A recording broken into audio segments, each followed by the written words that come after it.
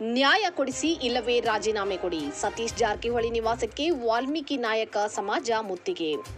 ರಾಜ್ಯ ರಾಜಕಾರಣದ ಪ್ರಭಾವಿ ನಾಯಕ ಹಾಗೂ ಲೋಕೋಪಯೋಗಿ ಇಲಾಖೆ ಸಚಿವ ಸತೀಶ್ ಜಾರಕಿಹೊಳಿ ಅವರ ಬೆಳಗಾವಿ ನಿವಾಸದ ಮುಂದೆ ಇಂದು ಹೈ ಡ್ರಾಮಾ ನಡೆದಿದೆ.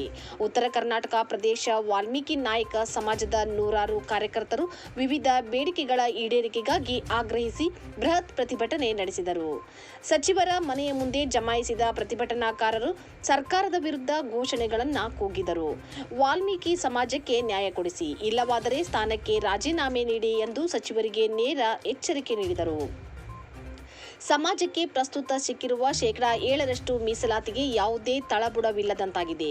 ಈ ಮೀಸಲಾತಿಗೆ ತಕ್ಷಣವೇ ಶಾಸನಬದ್ಧ ಮಾನ್ಯತೆ ನೀಡಬೇಕು ಎಂದು ಆಕ್ರೋಶ ವ್ಯಕ್ತಪಡಿಸಿದರು. ನಕಲಿ ಜಾತಿ ಪ್ರಮಾಣ ಪತ್ರದ ವಿರುದ್ಧ ಸಮರ. ಕೋಲಿ ಮತ್ತು ಕಬ್ಬಲಿಗ ಜನಾಂಗದವರು ವಾಲ್ಮೀಕಿ ಸಮಾಜದ ಹೆಸರಿನಲ್ಲಿ ಸುಳ್ಳು ನಕಲಿ ಜಾತಿ ಪ್ರಮಾಣ ಪತ್ರಗಳನ್ನು ಪಡೆಯುತ್ತಿದ್ದಾರೆ. ಇದನ್ನು ತಡೆಗಟ್ಟಲು ಸರ್ಕಾರ ವಿಫಲವಾಗಿದೆ ಎಂದು ಪ್ರತಿಭಟನಾಕಾರರು ಆಕ್ರೋಶ ವ್ಯಕ್ತಪಡಿಸಿದರು. ನಕಲಿ ಪ್ರಮಾಣ ಪತ್ರ ಪಡೆದವರ ವಿರುದ್ಧ ಸ್ವತಂತ್ರ ತನಿಖೆ ನಡೆಸಬೇಕು ಹಾಗೂ ಪರಿಶಿಷ್ಟ ಜಾತಿ ಮತ್ತು ಪಂಗಡದ ಮೀಸಲಾತಿಯನ್ನು ಸಂವಿಧಾನದ ಶೆಡ್ಯೂಲ್ 9ಕ್ಕೆ ಸೇರಿಸುವ ಮೂಲಕ ಶಾಶ್ವತ ರಕ್ಷಣೆ ನೀಡಬೇಕು ಎಂದು ಒತ್ತಾಯಿಸಿದರು. ವಾಲ್ಮೀಕಿ ಅಭಿವೃದ್ಧಿಗೆ 15,000 ಕೋಟಿ ರೂಪಾಯಿ ವಿಶೇಷ ಅನುದಾನಕ್ಕೆ ಬೇಡಿಕೆ. ಸಮಾಜದ ಶೈಕ್ಷಣಿಕ ಅಭಿವೃದ್ಧಿಗಾಗಿ ಪರಿಶಿಷ್ಟ ಪಂಗಡ ಕಲ್ಯಾಣ ಇಲಾಖೆಗೆ 15,000 ಕೋಟಿ ರೂಪಾಯಿಗಳ ವಿಶೇಷ ಅನುದಾನ ಬಿಡುಗಡೆ ಮಾಡಬೇಕು.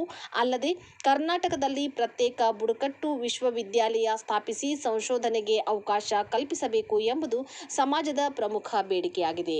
ಸಂಶೋಧನಾ ವಿದ್ಯಾರ್ಥಿಗಳ ಮಾಸಿಕ ವೇತನ ಹಾಗೂ ಕಾಲೇಜು ವಿದ್ಯಾರ್ಥಿಗಳ ಪ್ರೋತ್ಸಾಹಧನ ವಿಳಂಬವಾಗುತ್ತಿರುವುದನ್ನು ಸಮಾಜ ತೀವ್ರ ಅಸಮಾಧಾನ ವ್ಯಕ್ತಪಡಿಸಿದೆ.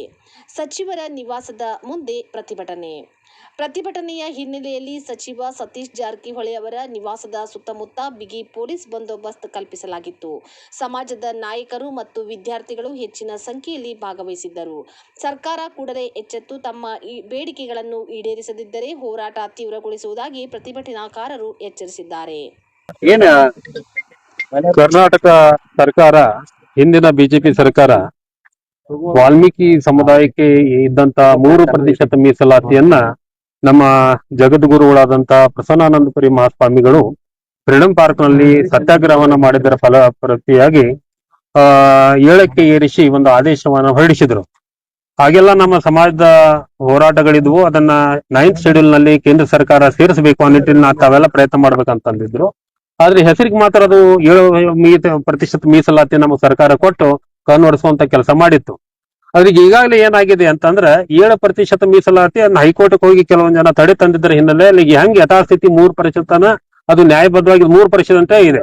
ಆದ್ರೆ ಬಸವರಾಜ ಬೊಮ್ಮಾಯಿ ಅವರು ಏನ್ ಮಾಡಿದ್ರು, ಅದನ್ನ ನಮ್ಮ ಸಮಾಜಕ್ಕೆ ಮಣ್ಣೆರಚಿ ಅದನ್ನ ಬೇರೆ ಜಾತಿಯವ್ರಿಗೆ ಕೂಡ ನಾವು ಅದನ್ನ ಕೊಡ್ತಾ ಇದ್ದೀವಿ ಅಂತ ಹೇಳಿ ಬೇರೆ ಜಾತಿಯವರನ್ನ ಕಾನೂನು ಬಾಹಿರವಾಗಿ ಸೇರಿಸ್ತಕ್ಕಂತ ಏನು ಕೆಲಸ ಮಾಡಿದ್ರು.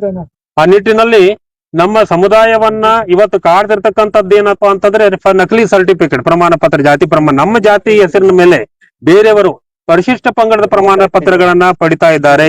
ನಕಲಿ ಜಾತಿ ಪ್ರಮಾಣ ಪತ್ರಗಳ ಹೆಚ್ಚಳ ಈಗಾಗಲೇ ಬಹಳಷ್ಟು ಆಗಿದೆ.